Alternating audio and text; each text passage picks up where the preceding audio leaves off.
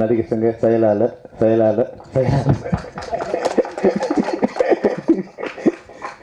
விஷால் அவருக்கு வந்து, ஏன்னா அவர் பார்க்கும்போது எனக்கு 25 வருஷம் முன்னாடி என்ன பார்க்குற மாதிரி ஒரு இது எனக்கு தெரியுது.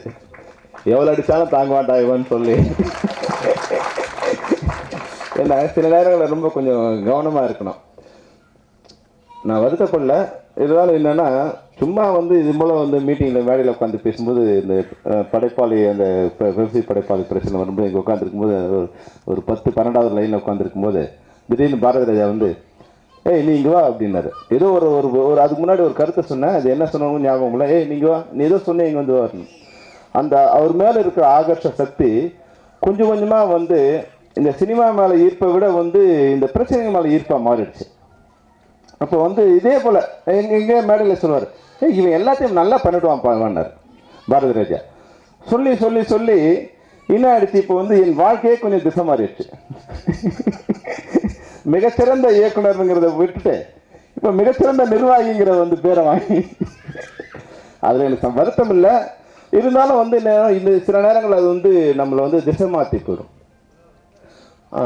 அதுதான் இப்போ நான் விஷாலுக்கு நான் கவனமாக இருக்கும், வேணான்னு சொல்லலை.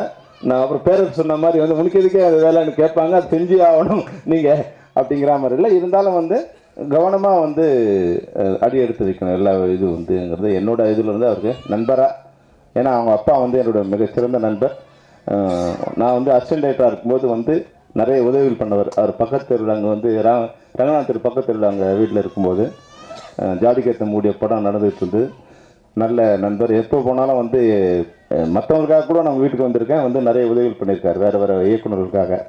அதனால் நீங்கள் நல்லா வரணும் அந்த இதில் நான் சொன்னேன். இப்போ தமிழ் சினிமாவில் இருக்கிற நண்பர்கள்ட்ட நான் எல்லாம் வைக்கிறதுன்னா, இந்த அரசியலெல்லாம் கொஞ்சம் நேரம் நம்ம தள்ளி வச்சுட்டு நம்ம வந்து நம்மளோட வேலையை மட்டும் அப்படி பண்ணிட்டு அதுக்காக நெடுவாசல் போவேன்னு நான் சொல்லேன். நிச்சயமாக வந்து நான் வந்து முந்தாண்டுக்கு நாசருக்கு ஃபோன் பண்ணேன், சார் நம்ம எல்லாம் வந்து ஒரு நாள் போயிட்டு வரணும் சார் சொன்னார். அப்போ வந்து நீங்கள் பிச்சாவரம் ஷூட்டிங் இருக்கீங்க, கான்டாக்ட் பண்ண சொல்ல பண்ணி நாங்கள் கான்டாக்ட் பண்ணி சொல்லணும்னா வந்த உடனே விஷாலே வந்து முதல்ல ஆரம்பிச்சார், சார் நம்ம எல்லோரும் சேர்ந்து போகலாம் சார், நானே ஆர்கனைஸ் பண்ணி அதுக்கு உண்டான இது பண்ணலாம். அதாவது இந்த மக்கள்கிட்ட வந்து நம்ம விலகி போயிட்டோமா, மக்கள் சினிமாக்கிட்ட வந்து விலகி போயிடுவாங்க.